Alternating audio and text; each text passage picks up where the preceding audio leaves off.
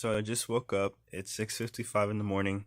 AP scores come out at 8 a.m. So it's 6:59 now, and I've been waiting for these scores literally since I took these tests. So I'm gonna explain to you what I got on these tests. So here we go.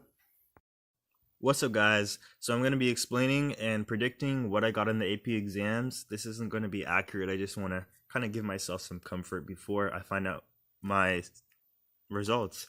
So on the AP drawing exam, I'm going to explain to you what it is. So basically, you create a concentration, which is basically the focus of your portfolio. Your portfolio contains 15 pieces. You have to make a write-up, which is basically a statement, which is almost like a summary of your portfolio, but also it's a very complex statement where you have to describe what you were trying to convey and basically answering the prompt because it asks two questions. And also the other part is you send in your quality works. So you send in 5 pieces to the College Board, 5 of your physical works of the art pieces that you've created. It can be like a print of your work, or it could be the physical artwork. So you send that in. But because of the virus, they decided that you only needed to send in 10 pieces for your portfolio instead of 15, and 3 pieces for your quality instead of 5. And your quality instead, you could post it online where you post your portfolio instead of sending it into College Board. So because of the virus, they didn't want you sending in anything to them. So everything was posted online when before the portfolio was just posted online. So for the AP drawing exam, I think I'm gonna guess a 3. I could get a 4, but I'm gonna guess a 3 because for AP drawing, I did not. That wasn't the portfolio that I planned to submit. I had been working on something all year, but my teachers didn't really like it, and she didn't really. It's not that she didn't like the idea; she just didn't like a lot of the pieces, and she just kept on saying, "Do portraits, do portraits, do portraits," because you've done a lot of portraits. So I decided that I just decided to use some portraits that I've done and kind of hodgepodge them together to make my portfolio, which I only needed 10 pieces for. So that's what I did.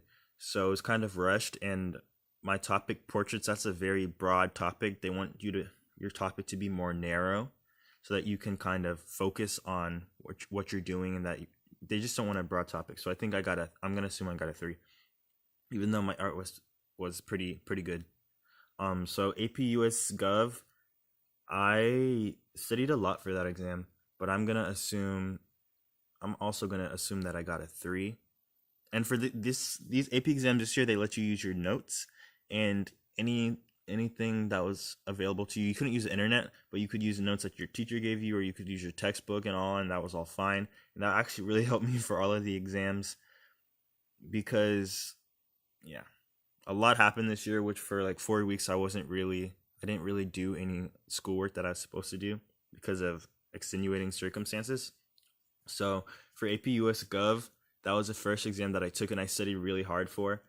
And it actually wasn't that hard. It was just 2 FRQs because this year for the AP exams, they basically shortened all of them to just 1 or 2 FRQs. And they, like, for instance, let's say the class was 6 modules, maybe they only tested you on 3 modules because of the virus and stuff, so you didn't necessarily learn everything. So yes, AP US Government is a half-year class and a half-credit class, and I think I got a 3. So AP Comparative Government, I'm going to assume that I got a 2 because for the AP Comparative Government, one of the FRQs, so AP Comparative Government is basically you're comparing the government of 6 different countries: Nigeria, the US, the UK, China, Iran, and Mexico. 6 very different countries. And for AP Comparative Government, for one of the FRQs, you were supposed to use, I don't remember if they gave you either 3 or 4 options to use for your essay, 3 or 4 countries to use for the essay that you could choose from. You had to use at least one of them. And I used a country that was not in the list because I felt like I didn't have enough evidence for any of the countries there. So I used one of the countries in the list, and I used a country that wasn't in the list. So I don't know if, because I used a country that wasn't in the list, that I don't know if they would penalize my score for that, or if the evidence that I used for that country would not be included in my score. So because most of my evidence was in the country that I used, which was Nigeria, because Nigeria, I feel like Nigeria could best answer the question, but it wasn't in the list. So That really frustrated me. And also on this year's AP exams, there were a lot of different versions. I don't know how many, but basically everyone you could talk to, they said they had a different version of the test. When before, years prior, it's because they didn't want people to cheat, but years prior, everyone got the same test if they took it on the same day. If you were doing a makeup, you'd get a different test. But anyways, everyone across the nation had the same test years prior. So I think I got a 2 on the AP Comparative Government exam. AP English Literature, I'm just gonna flat out, I'm gonna go with 3. I think I could have gotten, I think I could get a 4, but I don't want to hype myself up, so I'm gonna say 3. So for AP English Literature, I felt that the FRQ, it wasn't an easy FRQ, but I've done so many of these that I could just pull stuff out of the back of my mind and try and make it work, and I think I made it work. So I'm just gonna go with a 3. For AP Microeconomics, I studied really, really hard, like the night before and in the morning of the exam. For a lot of these exams, I studied like the whole week for, or the night before and the morning of. For this one, I studied a few days before, and I crammed most stuff in the night before and the morning, like right before the test. And yeah, because I was so behind on work, I wasn't procrastinating. I just had so much work to do for my other classes. And so for AP Microeconomics, I started to get good after I started cramming. I started to really understand everything that I did not understand from the whole year. Like everything started making sense. But the fact is, with economics, it just takes me so long to process the information. So I'll do the problem, then I'll realize, oh no, that's not how you do it. Then I'll do it a second time. Oh no, that's not how you do it. Then usually I use it around the third time, like I'll get it right and I'll realize, okay, this is how you do it. This is how I learned to do it.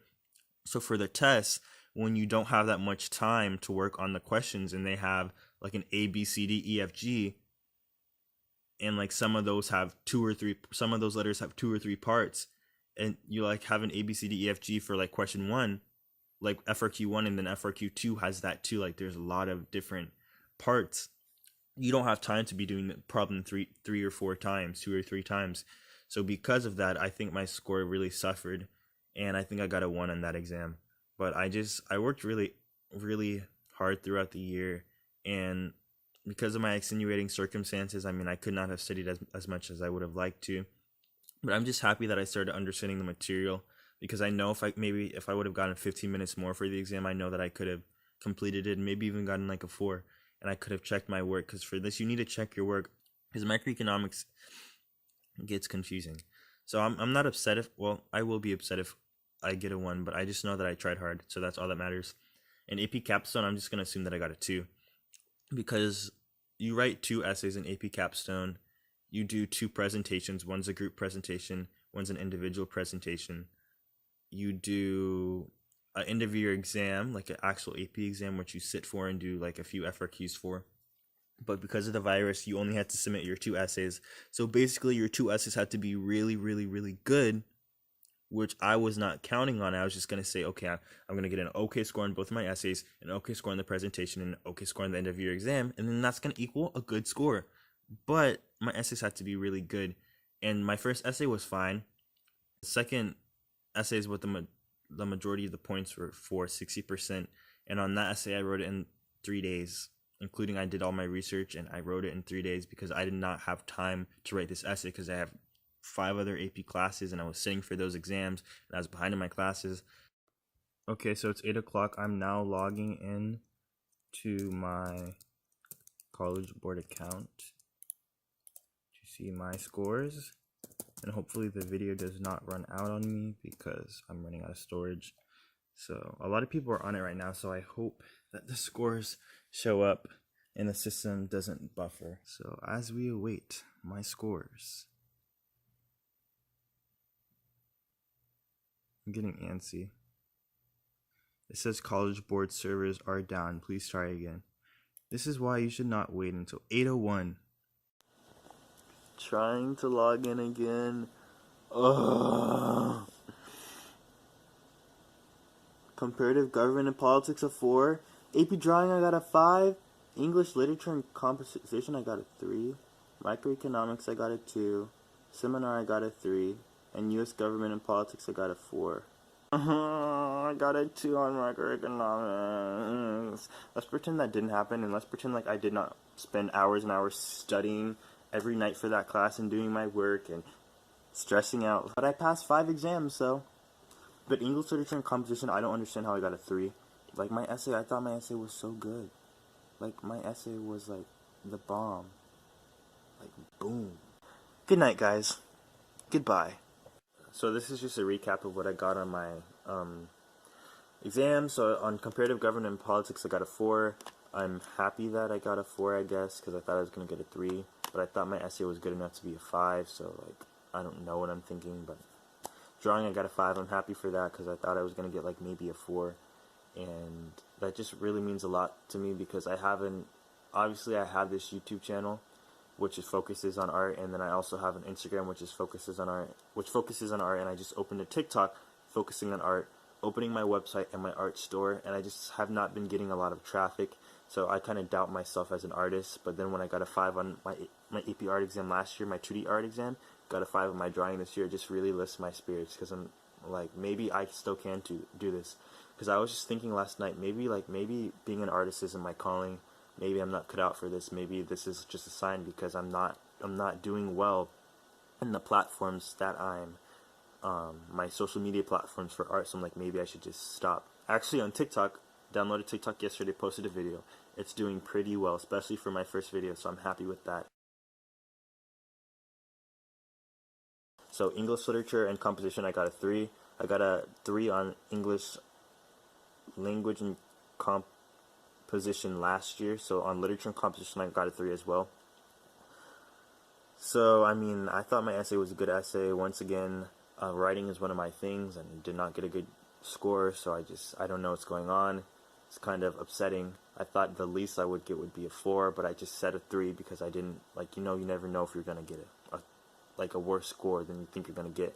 So I just told myself I'd get a 3, even though I thought I'd get at least a 4, but I got a 3. So microeconomics, I got a 2, which I mean, I thought I was going to get a 1, and I know I knew the material, so I'm not upset about that. In my heart, I passed. I know that sounds stupid, but in my heart, I passed. I really started to understand the material the night before the exam, which I had not understood the material all year, despite studying. So I don't know if I'm going to take this exam again next year or what. So seminar, I got a 3. And not upset about that because once again I wrote the essay, which is 60% of your AP exam. I wrote that essay in 3 days. Research paper, you're supposed to write it in the span of a month. Do your research in the span of a month. So on United States government and politics, by the way, seminar is the first year of AP Capstone. AP Research is the second year of AP Capstone, which is a special program which looks very good for college. So United States government and politics, I got a 4, and I'm happy with that because I thought I got a 2.